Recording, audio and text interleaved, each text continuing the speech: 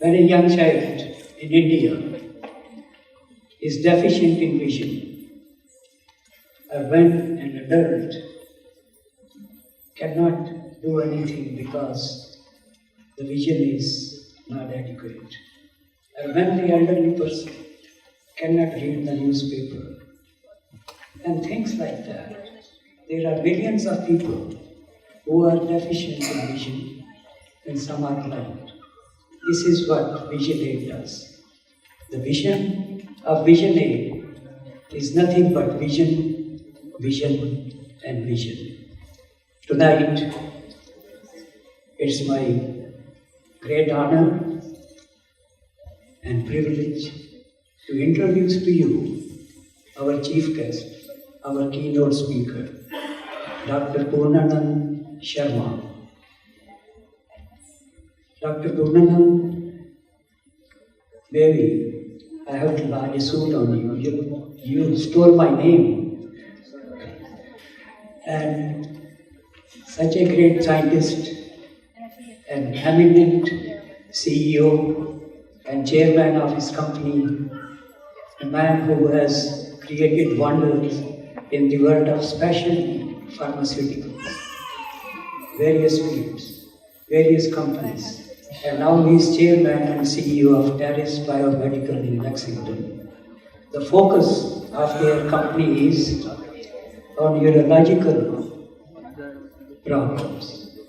Millions of people are suffering from those kinds of diseases, and Purnanand with his team is doing that so that he may bring relief to millions of people doing this great research and create some kind of revolutionary medicines and devices. In fact, in drug delivery and in devices and the confluence of those two things, his research is unique, that so much so that one segment of his company was sold in 2014 for $600 million. And the research continues. His team, his company is working hard to that end. So it's our great honor to have such a great scientist and a gentleman, my friend. And he graduated with a degree in pharmacy from Voltaire, Visakhapatnam, and did his PhD from University of Minnesota. Then he worked in various companies, and now, as I said, he is head of the company in Lexington. Ladies and gentlemen, it's my honor to invite Purnanand Sarma to come and say a few words.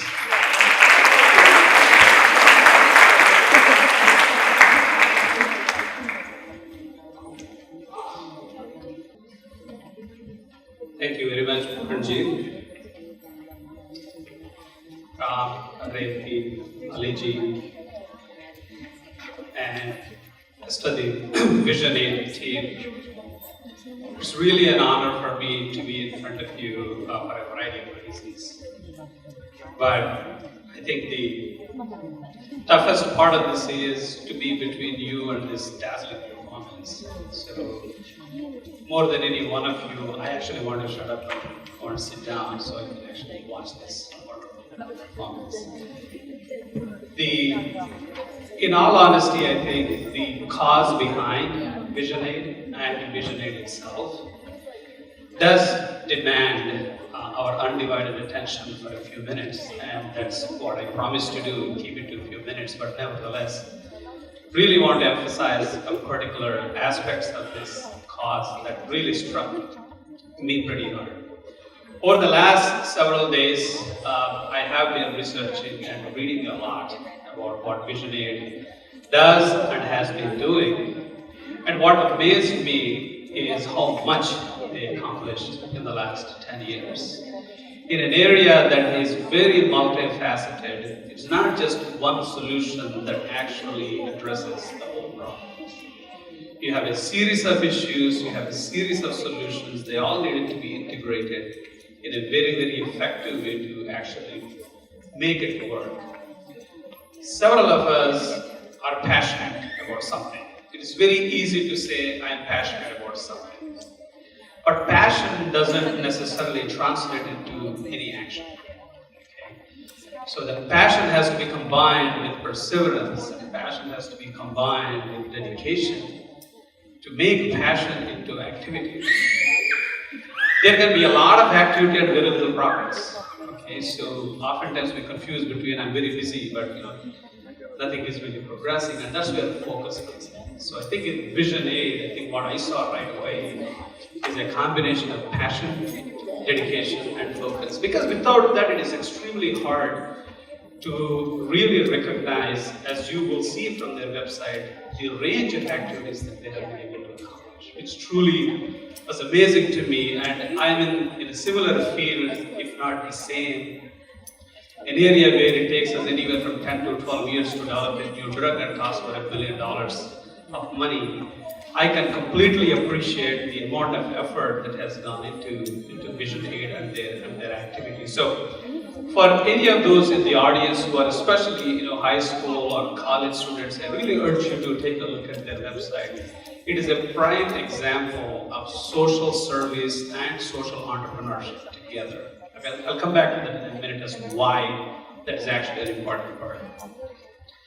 So with about 20 million people in India, either blind or somehow visually impaired, India has one of the largest portions of the blind. So the idea that you can take someone who is visually impaired and actually make them, one, feel good about themselves, and two, be a very productive member of the society is not that easy. It's not like you are finding a solution or you're finding a tool. You have to move them from there into a learning mode. From learning, you have to move them into workplace.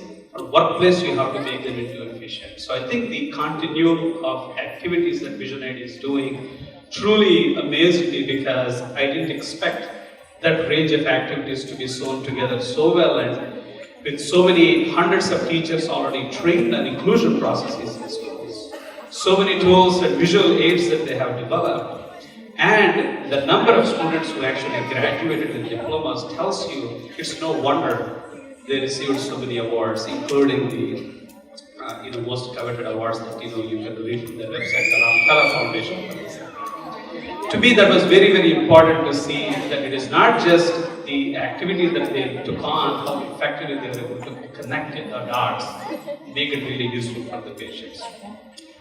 And we have been looking at social causes and activities, especially in the area of healthcare, for a very long time. Why is it relevant now?